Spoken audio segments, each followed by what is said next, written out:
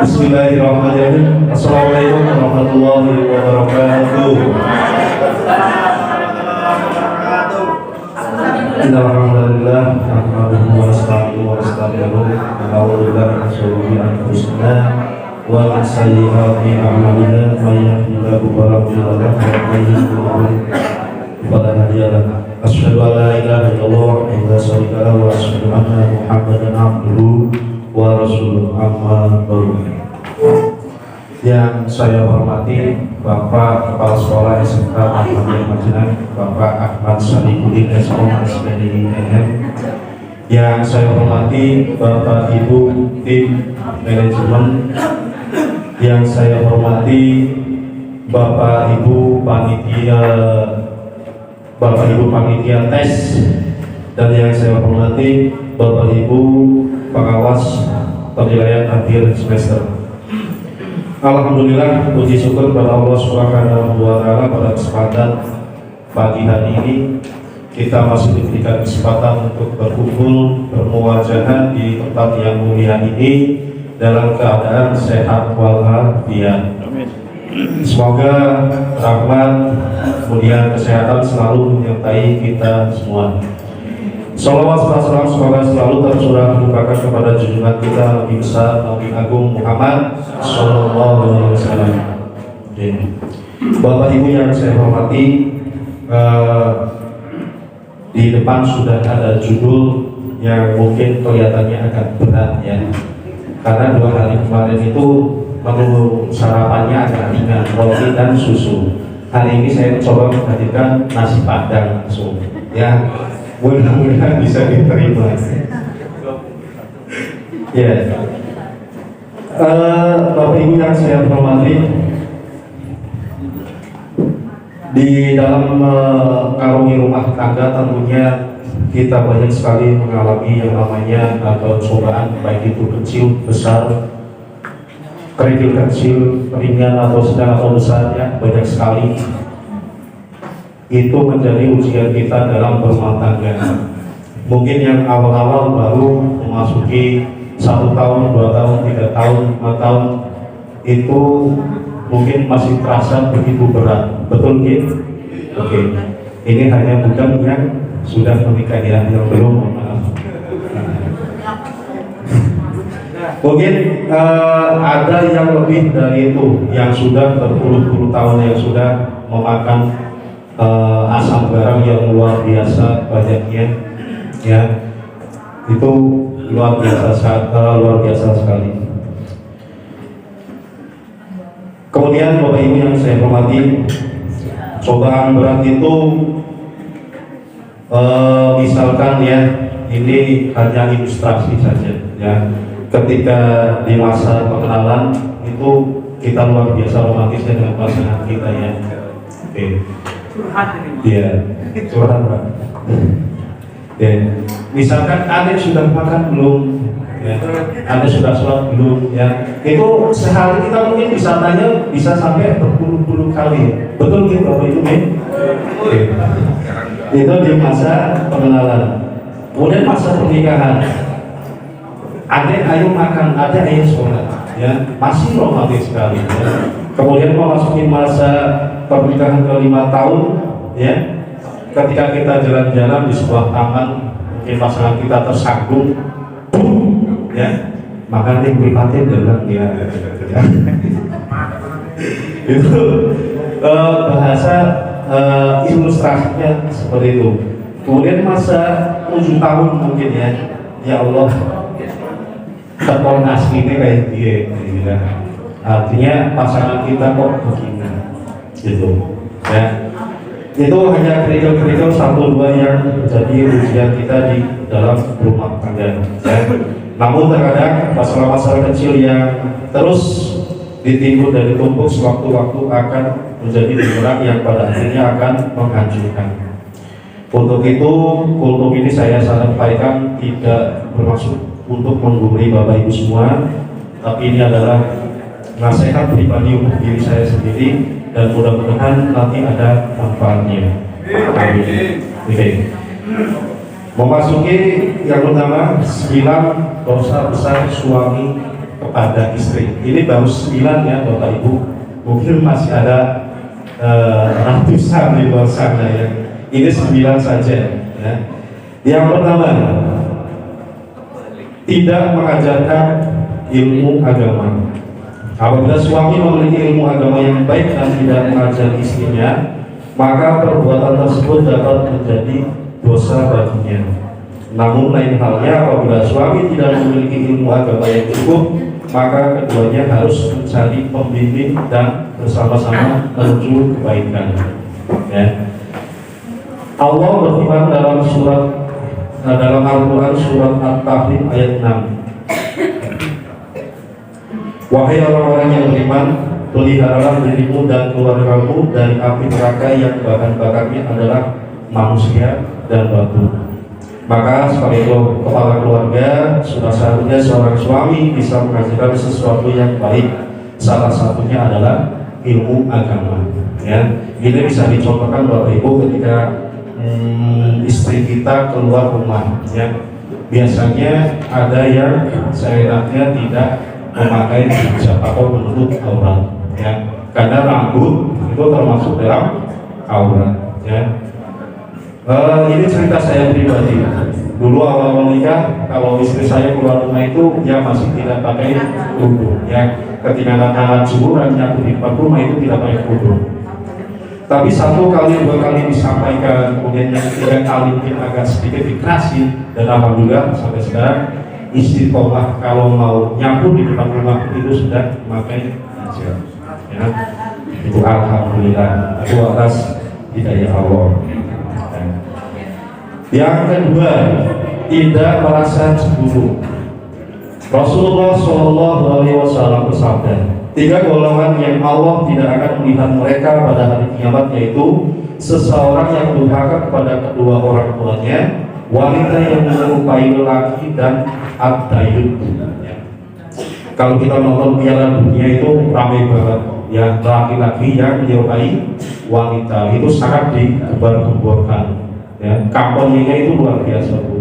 Ya, penyuka sesama jenis. Ya, mudah-mudahan di Indonesia ini semakin berkurang. Ya, walaupun jumlahnya memang sangat banyak. Yang dimaksud dayun adalah para lelaki yang menjadi pemimpin untuk keluarganya dan ia tidak punya rasa cemburu dan tidak punya rasa malu. Yang dimaksud dengan tidak punya rasa cemburu dari suami adalah membiarkan keluarganya bermaksiat tanpa mau mengingatkan. Ya, maksiat itu bukan hanya misalkan maaf selingkuh, bukan, tapi ketika istri itu keluar rumah tidak memakai hijab dan sebagainya, kemudian tanpa izin suami itu pergi dengan orang lain yang bukan mahram, itu termasuk dayun. Ya, mohon maaf Pak Kiai, nanti misalkan ada yang salah dibetulkan. Ya. Oke. Bila terdapat seorang suami atau seorang ayah yang membiarkan keluarganya tidak mau mendirikan sholat fardu 5 waktu, membiarkan membuka auratnya ketika keluar rumah, membiarkan anak-anaknya yang sudah balik dan berakal bergaul bebas, serta membiarkan kemaksiatan lainnya yang ia mengetahuinya tanpa mau mencegah maupun menasehatinya, maka termasuk dia seorang suami yang dayun. Ya. Terus yang ketiga, tidak memberi nafkah. Kedudukan seorang suami di dalam rumah tangganya adalah menjadi pemimpin yang memiliki kewajiban untuk memberi nafkah lahir dan batin. Namun apabila seorang suami tidak melakukannya, akan mengundang murka Allah. Ini luar biasa ya Bu ya.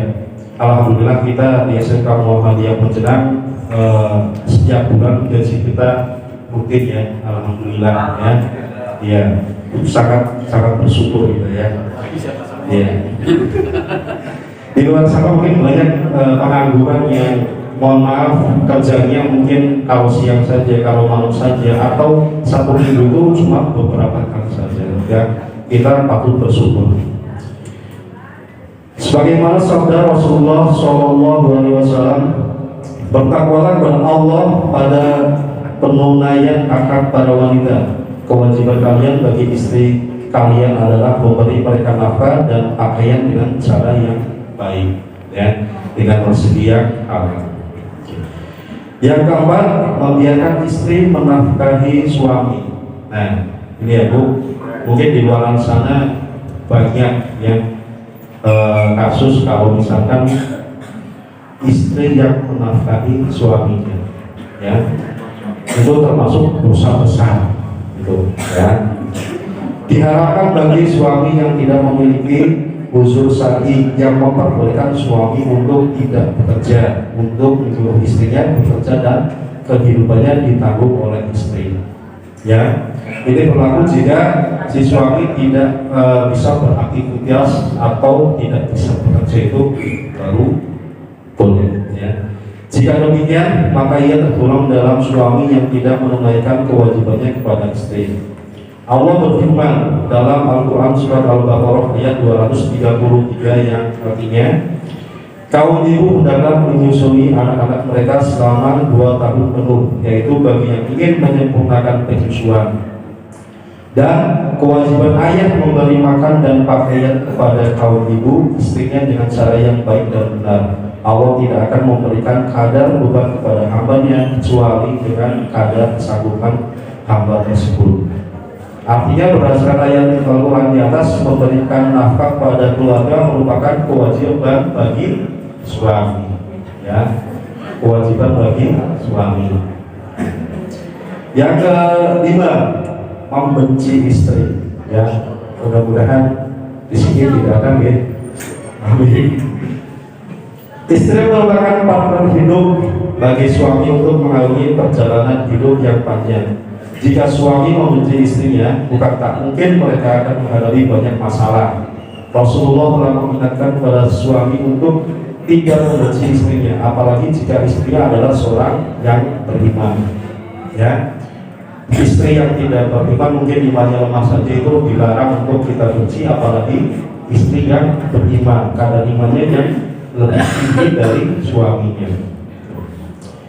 Dalam sebuah hadis disebutkan, janganlah seorang suami yang beriman membenci istrinya yang beriman. Jika dia tidak menyukai suatu akhlak darinya, dia pasti meridhoi akhlak lain darinya. Ya Bu, ketika si istri itu mungkin kelebihannya ada, pasti kekurangannya juga ada. Dan kita sebagai pasangan juga tidak bisa selalu melihat kelemahannya saja. Pasti ada kelebihannya yang bisa kita istilahnya nikmati bersama, gitu ya. Kemudian yang keenam, enggan membantu pekerjaan rumah tangga. Ya, tidak sedikit suami yang sekarang ini tidak mau membantu mengerjakan pekerjaan rumah. Mereka beranggapan bahwa tugas mereka adalah bekerja mencari nafkah, sehingga urusan rumah merupakan tugas istri. Padahal Rasulullah memberi teladan dengan giat membantu istrinya dalam persoalan rumah sekalipun. Dalam sebuah hadis disebutkan, beliau Rasulullah SAW membantu pekerjaan istrinya, dan jika datang waktu sholat maka beliau pun keluar untuk sholat. Ya. Ketika kita sampai di rumah, dan ini cerita saya pribadi juga Bu, jadi suami istri juga posisi bekerja yang sama-sama, ketika sampai rumah itu sama-sama capek, ya. Intinya di situ saling pengertian. Ketika istrinya lagi capek luar biasa, ya otomatis kita secara tek-tek membantu pekerjaan istri, entah itu nyuci baju, piring, kepel dan sebagainya, ya. Itu merupakan pekerjaan yang sangat mulia, ya. Itu.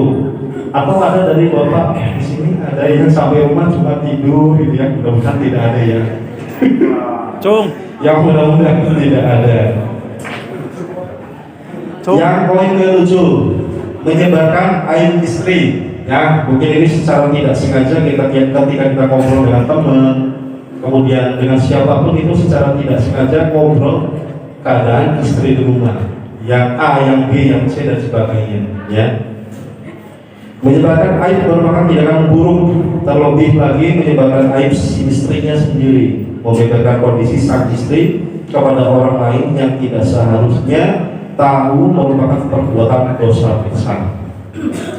Rasulullah SAW bersabda, sesungguhnya di antara orang yang paling buruk kedudukannya di sisi Allah pada hari kiamat adalah orang yang menggauli istrinya dan istrinya menggaulinya, kemudian dia menyebarkan rahasia-rahasia istrinya. Ya.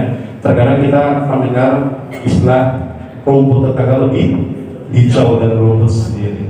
Ya, itu membuka obrolan bahwasanya aib-aib mungkin kalau ada itu secara tidak sengaja itu disampaikan kepada teman obrolan kita. Ya, ini kita harus lebih berhati-hati ya, karena refleks itu tidak tahu kapan keluarnya. Kemudian poin yang ke-8, ringan tangan memukul. Ya, insya Allah kalau saya lihat bapak-bapak yang di sini ini bapak-bapak yang feminin semua ya, tidak ada yang kasar sama sekali ya. Ya lembut ya, enak ya, bergaul juga enak, bergaul tidak ada ya. Ringan tangan. Jika terjadi perselisihan dalam rumah tangga, sebaiknya harus segera diselesaikan dengan cara yang baik. Dilarang bagi suami memperlakukan istrinya dengan cara memukulnya dengan kasar bahkan hingga terluka, sebab hal ini sangat dibenci oleh Allah Subhanahu wa Ta'ala ya. Kalau misalkan kita sedang bertengkar, laki-laki itu biasanya diam, ya bapak ya. Ya. Kalau ditambahi 1 kata menjadi 1000 kata, ya 2 kata jadi 2000 seterusnya. Ya. Betulnya laki-laki itu cuma 1 Pak. Iya, salah terus. Gitu ya. Itu luar biasa. Wanita itu cukup didengarkan saja. Tapi insya Allah ketika sudah didengarkan, sudah beres ya.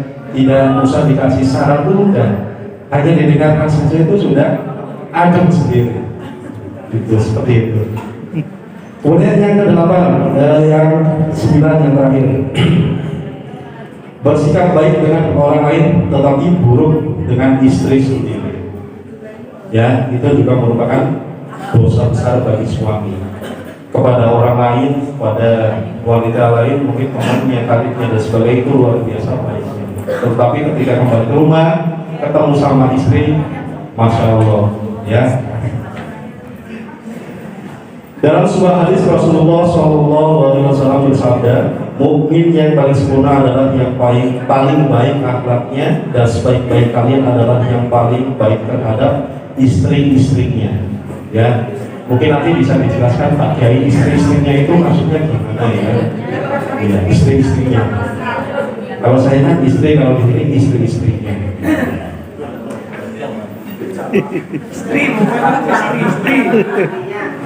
Jika suami berkelakuan baik dengan orang lain di luar rumah, sedangkan ketika di dalam rumah dia memperlakukan istrinya dengan kasar, cuek dan tidak peduli, maka hal itu bertentangan dengan hadis tersebut. Ya. Itu 9 dosa besar seorang suami terhadap istri atau ibu. Mudah-mudahan apa yang saya sampaikan ini bermanfaat untuk saya pribadi dan mudah-mudahan bisa ke Bapak semua. Demikian yang saya sampaikan, kurang lebihnya mohon maaf. Benar datangnya dari Allah, salah dari saya pribadi. Wassalamualaikum warahmatullahi wabarakatuh.